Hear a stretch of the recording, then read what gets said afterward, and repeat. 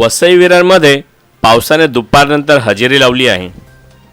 वसई विरार नालासोपारा यातील बहुतेक भागात पावसाच्या रिमझिम सरी पडत आहेत. आज गौरी गणपतीचे विसर्जन आहे. त्यामुळे जर पाऊस असाच सुरू राहिला तर भाविकांना आपल्या लाडक्या बाप्पा आणि गौराईचे विसर्जन करण्यासाठी अडचणी येऊ शकतात. नालासोपारा वसई लिंक रोडवरील हे दृश्य.